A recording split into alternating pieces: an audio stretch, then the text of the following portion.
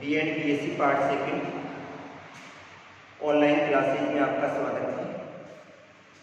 अपन कर रहे हैं मानव व्यवसाय का अध्ययन।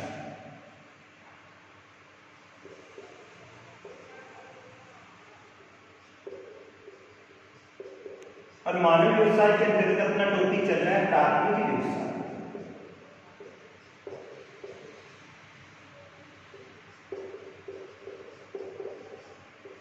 आज प्राथमिक व्यवसाय के अंतर्गत अपन अध्ययन करेंगे कृषि।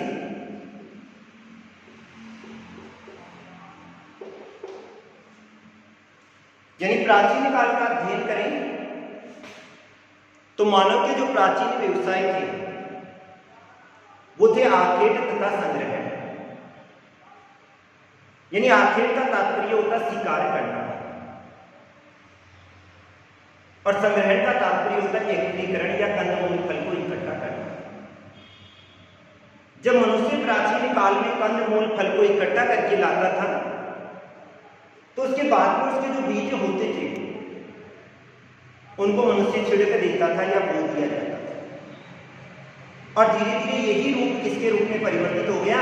कृषि के रूप में परिवर्तित हो गया। तो यानी कृषि किसे कहा जाता है? तो फसलों को कृत्रिम ढंग से बोने की क्रिया को क्या कहा जाता है? कृषि कहा जाता है। किसे कहा जाता है? फसलों को कृत्रिम ढंग से बोने की क्रिया को क्या कहा जाता है? कृषि कहा जाता है। इसे कृषि को प्राचीन काल में जो कृषि की जाती है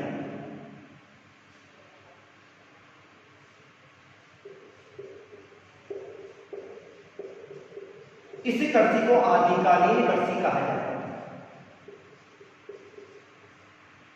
क्या कहा जाता था? आदिकालीन कृषि कहा जाता था।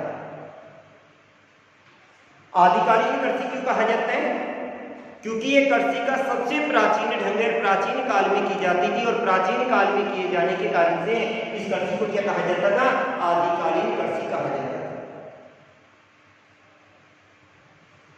ये वाली जो कृषि मनुष्य करता था अपने या अपने परिवार के भरण पोषण हेतु करता था। इस कारण से इस कृषि को क्या कहा जाता था? निर्वहन कृषि भी कहा जाता है। आदिकालीन कृषि भी कहा जाता है, निर्वहन कृषि भी कहा जाता है। आदिकालीन कृषि प्राचीन काल में पुराने ढंग से की जाने वाली कृषि को क्या कहा जाता है? आदिकालीन कृषि कहा जाता है। ये वाली कृषि मनुष्य अपने या अपने परिवार के भरण पोषण हेतु करता है। किसके लिए? अपने या अपने परिवार के भरण पोषण हेतु करता है। इस कारण से इस कृषि को क्या कहा जाता है? निर्वहन कृषि कहा जाता है। ये वाली कृषि कौन सी क्षेत्रों में की जाती है? तो ये वाली कृषि 20 डिग्री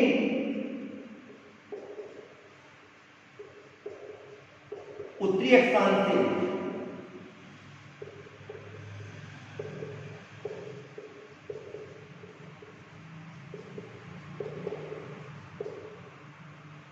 20 डिग्री दक्षिणी अक्षांश के मध्य की जाती है। कौन से?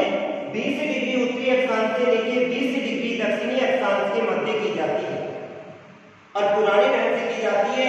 अतः इस कृषि को क्या कहा जाता है? आदिकालीन कृषि। मनुष्य अपने अपने परिवार के भरण पोषण हेतु करता है। इस कारण से इसको क्या कहा जाता है? निर्वहन कृषि कहा जाता है। इस कृषि में मनुष्य उतनी ही भूमि पर कृषि कार्य करता है जिसके द्वारा उसके और उसके परिवार को आसानी से भोजन उपलब्ध हो जाता है।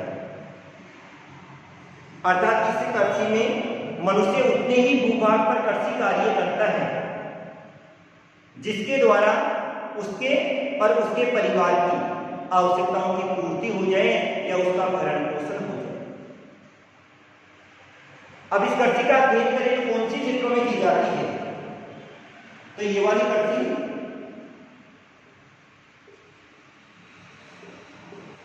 दक्षिणी अमेरिका के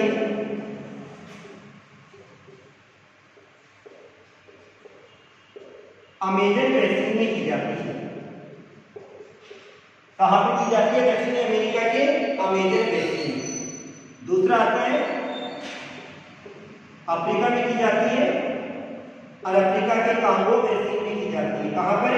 अफ्रीका के कांगो बेसिन में की जाती है। इसके अलावा एशिया के जितने भी द्वीप वाले क्षेत्र हैं, सुमात्रा हुआ,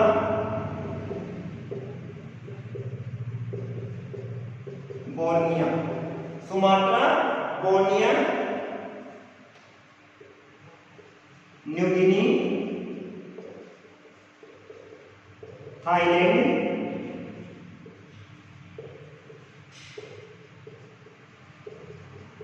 और कौन से क्षेत्रों में? मलेशिया में की जाती है। और कौन से क्षेत्रों में? दक्षिणी अमेरिका के अमेजन बेसिन में की जाती है, अफ्रीका के कांगो बेसिन में, एशिया के सुमात्रा हुआ, बोर्निया, न्यू गिनी, थाईलैंड, और कौन से में? मलेशिया में की जाती है। अब इस निर्वहन कृषि को दो भागों में बांटा जाता है। आदिकालीन कृषि या निर्वहन कृषि को कितने भागों में बांटा जाता है? दो भागों में बांटा जाता है। दो भाग कौन कौन से हैं?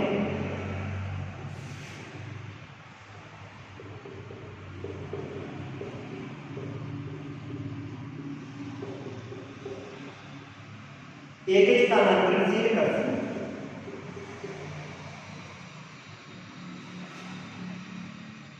और दूसरा है स्थायी कृषि।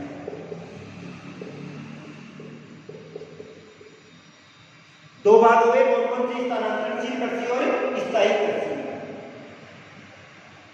स्थानांतरणशील कृषि जो कि कृषि का सबसे प्रारंभिक रूप है। कौन सा है? कृषि का सबसे प्रारंभिक रूप है। अर्थात प्राचीन काल में जो कृषि की जाती थी वो कौन सी की जाती है? स्थानांतरणशील कृषि की जाती है। इस कृषि को कर्तन व दहन कृषि भी कहा जाता है।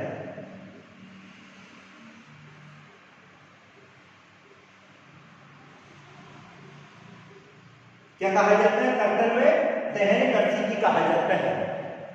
कर्तन व दहन कृषि क्यों कहते हैं? क्योंकि इस कृषि में सबसे पहले जंगलों को काटा जाता है। कृषि किस प्रकार से की जाती है? सबसे पहले जंगलों को काटा जाता है या जलाया जाता है, फिर उसकी जो राख होती है उसमें बीज को छिड़क दिया जाता है या बो दिया जाता है। सर्वप्रथम जंगलों को काटा जाता है या जलाया जाता है, फिर इसकी जो राख होती है उसमें बीज को छिड़क दिया जाता है या फिर बाद में बो दिया जाता है। 3 से लेकर 5 साल तक यहाँ पर कृषि कार्य किया जाता है, और फिर उसके बाद में या तो भूमि की उर्वरा शक्ति खत्म हो जाती है या फिर बाद में काटे गए पेड़ पौधे पुनः उग जाते हैं। अतः उस स्थान को छोड़कर अन्यत्र वही विधि अपनाई जाती है। इस कारण से इस कृषि को क्या कहा जाता है? स्थानांतरणशील कृषि कहा जाता है। स्थानांतरणशील कृषि जो कि कृषि का सबसे प्रारंभिक रूप है, इस कृषि में सबसे पहले जंगलों को काटा जाता है या जलाया जाता है। जंगलों को काटने व जलाने के कारण से इस कृषि को कर्तन व दहन कृषि भी कहा जाता है। क्या कहा जाता है? कर्तन व दहन कृषि भी कहा जाता है। फिर इसके बाद में इसकी जो राख होती है उस राख में या तो बीज को छिड़क दिया जाता है या फिर बाद में बो दिया जाता है। इसके बाद में 3 से लेकर 5 साल तक कृषि कार्य किया जाता है, और जैसे भूमि की उर्वरा शक्ति खत्म होती है उस स्थान को छोड़कर पहले वाली विधि कहां पर अपनाई जाती है? दूसरी जगह अपनाई जाती है। अर्थात स्थान परिवर्तन करके की जाती है। इस कारण से इस कृषि को क्या कहा जा रहा है? स्थानांतरणशील कृषि कहा जा रहा है। अब इस कृषि को प्रत्येक क्षेत्र में अलग अलग नामों से जाना जाता है। कौन कौन से क्षेत्रों में?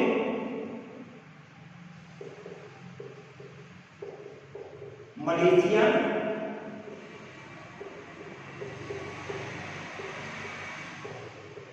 व इंडोनेशिया। उसमें इस कृषि को किस नाम से जाना जाता है? लद्दाख के नाम से जाना जाता है। किस नाम से? लद्दाख के नाम से।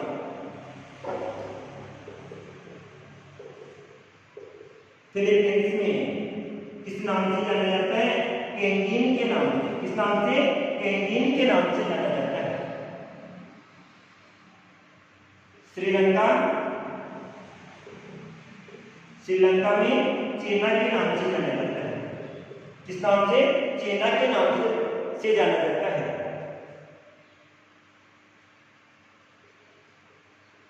रोडेशिया हुआ, इसमें मिल्पा के नाम से जाना जाता है। किस नाम से? मिल्पा के नाम से। और मैक्सिको में भी मिल्पा के, रोडेशिया और मैक्सिको दोनों में किस नाम से जाना जाता है? मिल्पा के नाम से जाना जाता है।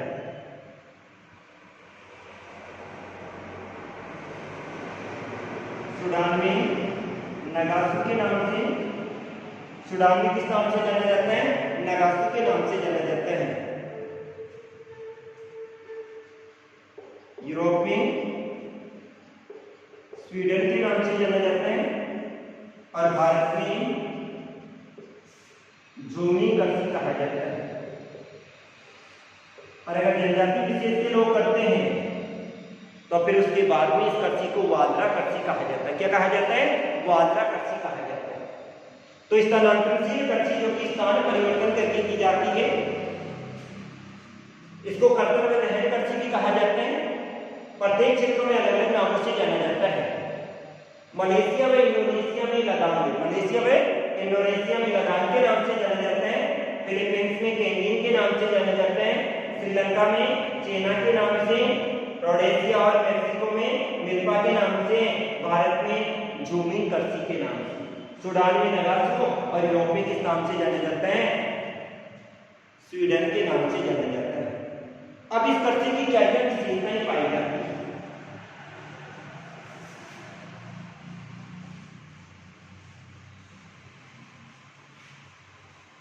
सबसे पहली बात आती है,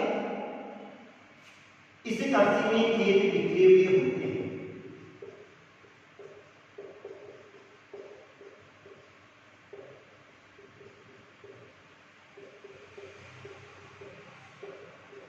यानी खेत बिखरे हुए क्यों होते हैं? क्योंकि ये वाली कर्सी उतनी भूमि पे की जाती है जितनी भूमि पे किसान और उसके परिवार का भरण पोषण हो जाए। अतः लोग खेत का आकार छोटा होता है।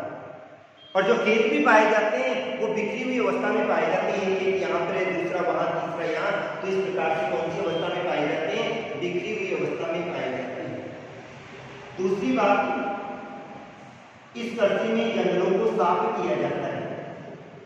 जंगलों को साफ किया जाता है। और फिर बाद में कृषि हेतु भूमि का विकास किया जाता है।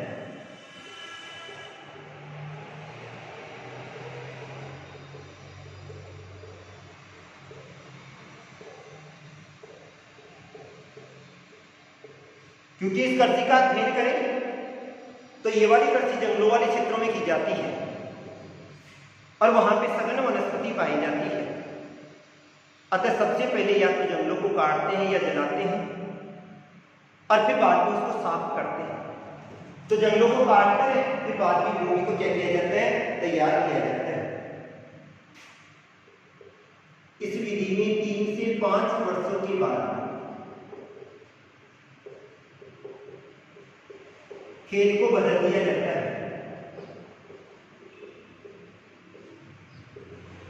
3 से 5 वर्ष के बाद में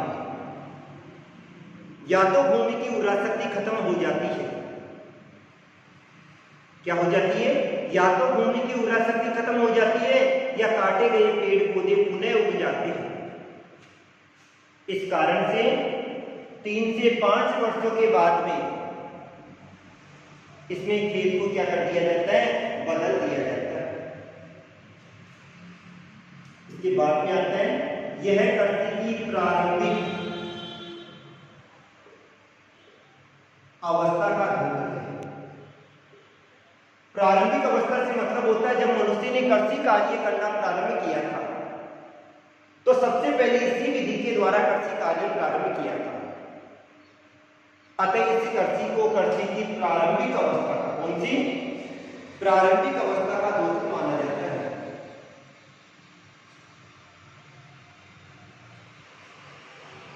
फिर आता है, इस कृषि में पशुपालन का प्रयोग नहीं किया जाता है। अर्थात कृषि के साथ में पशुपालन नहीं किया जाता है।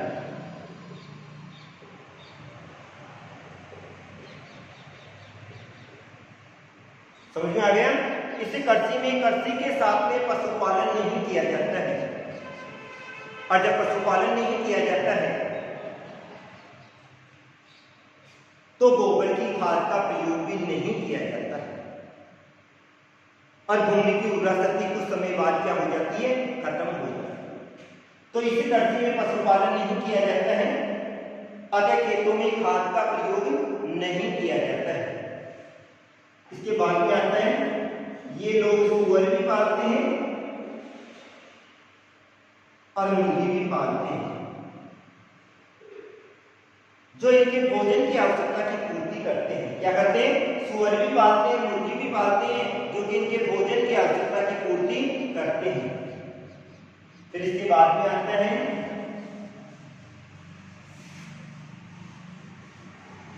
स्वामित्व की बात करें तो कृषक का खुद का स्वामित्व नहीं होता है, अर्थात किसान की व्यक्तिगत भूमि नहीं होती है।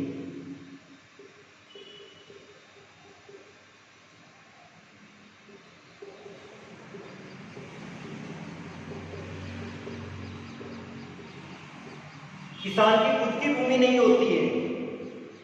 क्यों? क्योंकि इस भूमि पे अधिकार किसका होता है, स्वामित्व सरकार का होता है। इसके बाद में आता है ये वाली निर्वहक मूलक कृषि। निर्वहक मूलक का क्या मतलब हुआ, परिवार के सदस्यों का भरण पोषण या अपना भरण पोषण करने हेतु कृषि की जाती है। अतः कौन सी होगी, निर्वहक मूलक कृषि होगी, अर्थात केवल कौन सी फसलें उगाई जाती है,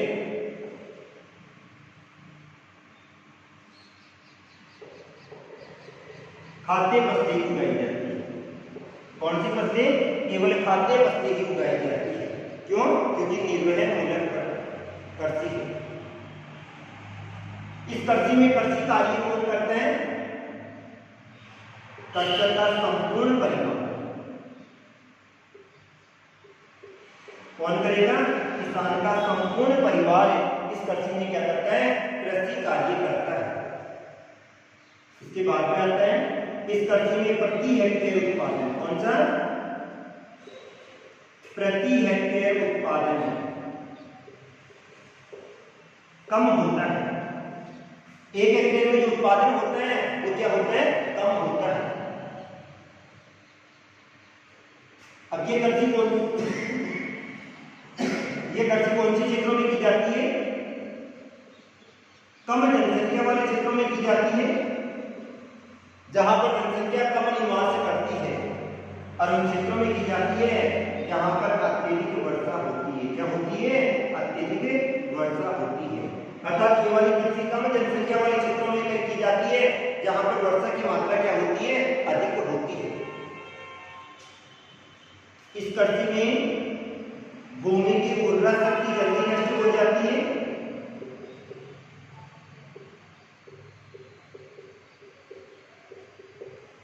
या फिर बाद में पेड़ पौधे पुनः उग जाते हैं। क्या हो जाता है, पेड़ पौधे पुनः उग जाते हैं। अतः मनुष्य अपने स्थान को परिवर्तित कर देता है, और जब स्थान को परिवर्तित कर देगा तो इस कृषि को क्या कहा जाता है, स्थानांतरणशील कृषि कहा जाता है। ये वाली कृषि अस्थिर जीवन का रूप है। अस्थिर जीवन का मतलब होता है इस कृषि में मनुष्य आज यहाँ कृषि कार्य कर रहा है, 3 या 5 साल के बाद भी इस स्थान को छोड़ के दूसरे स्थान पर जाएगा। तो मनुष्य कौन सा जीवन व्यतीत करता है, भूमकड़ जीवन व्यतीत करता है, अर्थात अपने स्थान को क्या करता रहता है, परिवर्तित करता रहता है, अर्थात अपने आवास को क्या करता रहता है, बदलता रहता है। और लास्ट आता है इस कृषि में रूढ़िवादी प्रवृत्ति की, कौन सी, रूढ़िवादी प्रवृत्ति को अपनाया जाता है। अर्थात फसल बोने से पहले जनजाति विशेष के लोग करते हैं तो फसल की बुआई करते हैं, तो पशुओं की बलि देते हैं, फसल वृद्धि करती है तो बलि देते हैं, बीज पे खून का छिड़काव करते हैं, जादू टोने करते हैं। तो इसमें रूढ़िवादी प्रवृत्ति को अपनाया जाता है, पुराने यंत्री काम में लिए जाते हैं। तो ये थी स्थानांतरणशील कृषि, जिसमें कुछ समय के बाद में स्थान को क्या कर दिया जाता है, परिवर्तित कर दिया जाता है।